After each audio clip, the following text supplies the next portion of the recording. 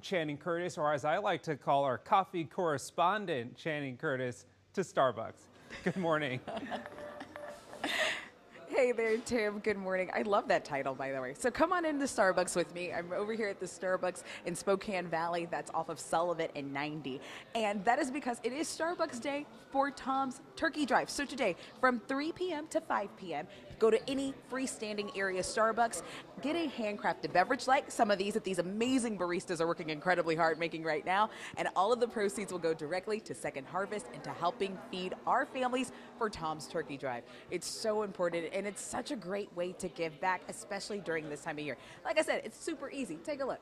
Tom's Turkey Drive, 3 to 5 p.m. Go to any of your area, whatever your favorite Starbucks is, whoever your favorite barista is, go there, get one of these handcrafted beverages. Maybe you are like me and you're into the holiday flavors right now, the chestnut praline, the iced gingerbread oat milk chai, which sounds amazing, or even if you just like an iced tea maybe, or just a plain old latte, whatever you like is fine. But again, from 3 to 5 p.m. tonight, all of those proceeds for whatever drink you buy, those proceeds are going directly to Second Harvest and Tom's Turkey Drive.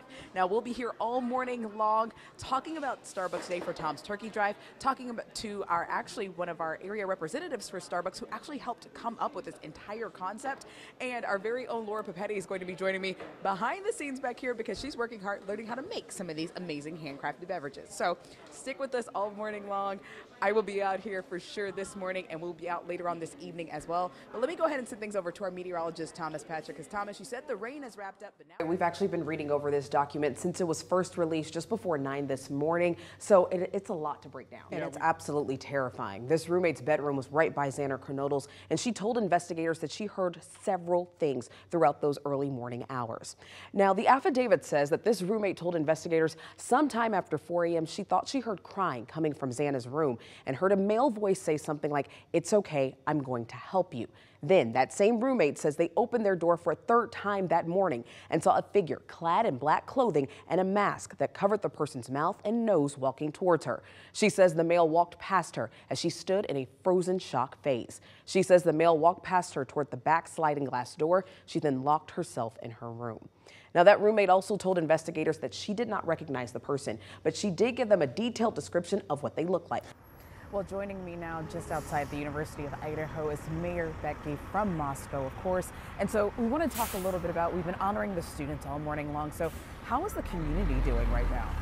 Well, the community is doing much better now than it did a year ago, starting about tomorrow, the day after.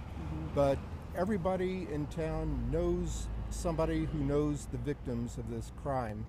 Well, in just a few hours, Seahawks training camp will kick off at the Virginia Mason Athletic Center in Renton. And all 32 NFL teams are officially reporting to training camp this week. This will be head coach Pete Carroll's 14th season with the Hawks. His 172 combined wins with the Seattle Seahawks are the 16th most in NFL history. The Hawks have reached the playoffs in 10 of Carroll's 13 seasons as head coach. This year, it's a first for Coach Carroll and the Seahawks, though. The Hawks, for the first time in franchise history, will host a game on Thanksgiving Day. This year, Seattle will take on San Francisco 49ers on Thanksgiving Day, and Pete Carroll talked about that game and the rest of the schedule. Listen, don't get me started on a tangent about the Thursday night NFL games. The Seahawks defense should be better this year, though. Last season, the Hawks ranked 25th in the NFL in points allowed per game. Thomas, I know you're a big NFL fan. Looking forward to the season. I think the Seahawks have a pretty good season ahead of them. Yeah. It is 6:04 right now. Let's take a look at your morning rush. More news in less time. Right now, 2 people are sitting in the Spokane County Jail after a SWAT standoff in North Spokane on Saturday. The sheriff's office says it all started when deputies tried to arrest a 35-year-old woman for theft. The woman and a man also inside the house just refused to come out and barricaded themselves inside. After a 5-hour-long standoff, deputies were able to arrest them both. Well, this morning, you could help Spokane police tie together a string of burglaries and reunite victims with some of their cherished items. Now, take a look at this. These are just some of those items that were taken from Gonzaga's Performing Arts Center. The center was burglarized back in March, and this morning, most of those pieces are still missing. Spokane police and the victims are hoping that you can recognize these antiques and can help return them. She was an activist, a revolutionary, and a leader in the fight against injustice of any kind. I knew everything that San did, but I didn't. I think I said at one of the services, I'm very aware of what she accomplished, but I wasn't as aware of all the people's lives that she touched. Sometimes it can feel a little isolating in Spokane to connect to the larger Black community, so I try my best to find out some things that are going on, not just locally, but around the country, and help us connect to those things. Hundreds gathered at the First Interstate Center of the Arts to celebrate her mark on the world. She was a sister, she was a daughter, and she was a friend. She loved Black people, she loved community as well, but she really, really, really wanted to help the Black community. For the next 30 minutes, we're reflecting on the life of Sandy Williams and paying tribute to her legacy. This is Sandy's story. This evening, we're taking a look back at the life of Sandy Williams. Whether she was advocating for the Carl Maxey Center or writing for the Black Lens, Sandy was constantly fighting for the world to be a better place. But she wasn't always the fearless leader that many of us came to know. I sat down with Sandy's mom, Wilhelmina, and brother Rick, who say that at her core, Sandy was an introvert, a sports fan who loved watching Little House on the Prairie, and most of all, a beloved mother, daughter, and sister. Are you older or younger than Sandy? I'm older. I'm her older brother. We are 11 months, 11 days apart. Sandy took pride in the fact that once a year we are the same age, and I was no longer her older brother for 11 days, and then we got to split back. So it's safe to say you guys were pretty close growing up, Yeah. especially. One of the benefits of being in the military is that your family comes together. And so as we moved around, Sandy and I were very close. We played a lot. We did everything together. That's right, Tim. I actually spoke with two realtors, one in North Idaho and then one in Spokane, who both say that the housing market here is leveling off from that pandemic era boom that we saw. But the question is, can the average worker in our region actually afford to live here? Housing is a simple supply and demand situation. So as the demand goes up, that's tend to where we're going to have a little bit higher prices. So that's been one of the trends. And of course, we've seen interest rates that have increased and things like that. Jacqueline Sandoval has been a realtor in Spokane for nearly 5 years. There's actually a bathroom up here. It's a half bath. She says, despite the housing boom we've seen over the last few years, things are starting to level out. Come on downstairs. But that doesn't mean the prices are necessarily dropping. So average home price in Spokane right now is about $391,000.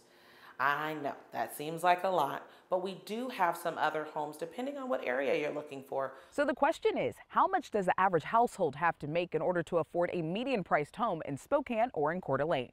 So for that answer, I spoke with Michelle Fort at Movement Mortgage. And here's what she told me. The median or the middle home price in Spokane is $415,000. So in order to qualify for a conventional home loan with a 6.5% interest rate, a person or a household needs to make $74,000 a year. Now that's with a 5% or a $20,000 down payment and with no monthly debt. So that means no credit card or car note either. If you have any monthly debt, that can seriously impact just how much of a home loan that you qualify for. Now in Coeur d'Alene, the median home price is $515,000. So under those same parameters, a household or a person will need to bring in just over $91,000 a year. Despite these numbers, many experts like Keith Wells with Architera Homes say that the housing market is actually returning to normal. And what we've seen over the last couple of years is pandemic. We saw prices do this because everybody came here, and now we've seen prices get back to a normal. They're not in a dive. They're just a much more normal appreciation rate as what we would have typically seen. North Idaho realtor Rosara Melendez-Baltzer agrees. I think it's starting to stabilize more so. I don't think it's going to be like a big high jump as we had in previous summers where, you know, the home would just go above asking $100,000 or more. I think it's actually averaging now to close to asking price, and you have a better chance of actually purchasing a home. She also says that the market is allowing people to have more time to consider their options. The rush all of a sudden to move somewhere and do something new has, you know, slowly decreased, and now people are like, okay, we're going to take our time when we purchase a home. We don't need to place an offer and close within, 2 weeks. Now it's like taking the average day of like 98 days to close. So. And as for whether or not it's a buyer or a seller's market, well, that depends. Buyers are going to tell you it's a seller's market. Sellers are going to tell you they feel like it's a buyer's market. So that's why for me, I just like to say it's a real estate market.